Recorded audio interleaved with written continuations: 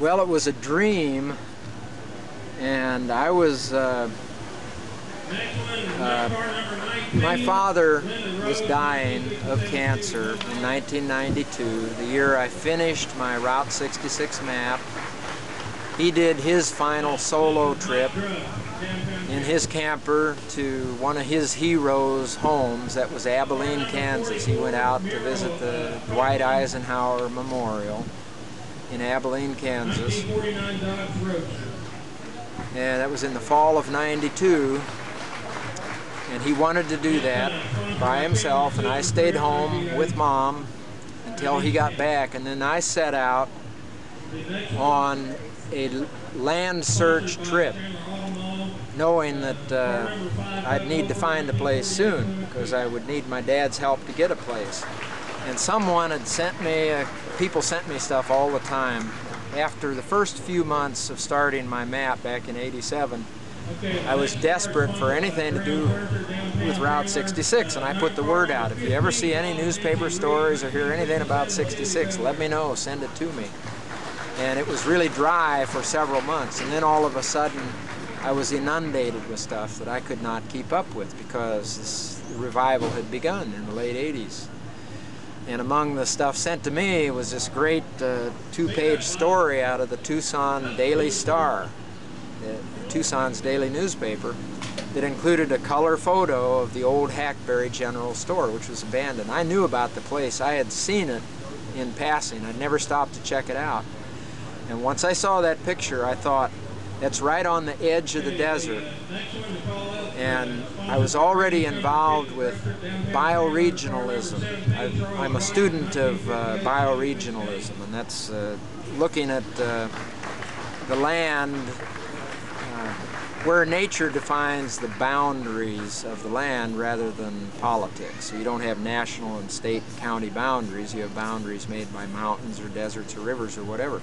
And I realized this spot, Hackberry, is right on the edge of two of North America's great bioregions. That's the Colorado Plateau that is kind of centered over the Four Corners. And right there at Hackberry, not precisely, but within a few miles up and down, as you travel west, you drop down off the Colorado Plateau into the Basin and Range Province. And that name is from John Wesley Powell, who explored the Colorado River.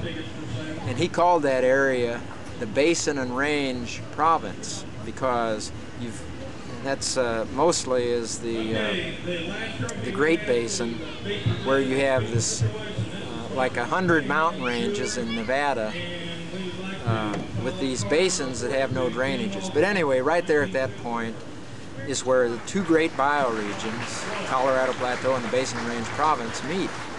And that was the place I honed in on. I stopped at about a dozen places on that trip, and I left a note on the door. I spent an hour there.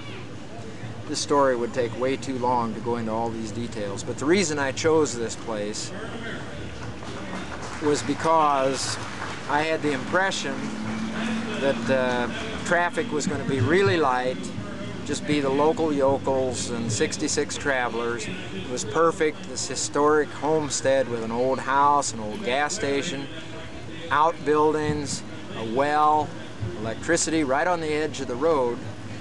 And I left a note for the owner to please call. I inquired locally, and nobody knew where the owner was. Some thought he was up in Washington State.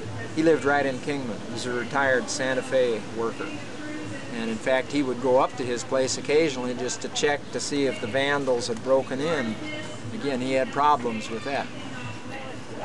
His son was trying to open it up as a nightclub. It was going to be a roadhouse, and that fell through. Although they had it open for a short while, he couldn't get his liquor license because he'd had a DUI or something. But anyway, the owner called home. I left my parents' number there because I was still in the area. And I called home, and my mom said, you got to call this guy. He called, the guy that has a Hackberry General Store. So I called him, and we met right there in Kingman and kind of shook on the deal. And it was a good deal. It's a 22-acre homestead. So I called home and talked to Mom, and I said, They want this doesn't have to be confidential. Okay, They'll take $60,000 for it. Start going through this.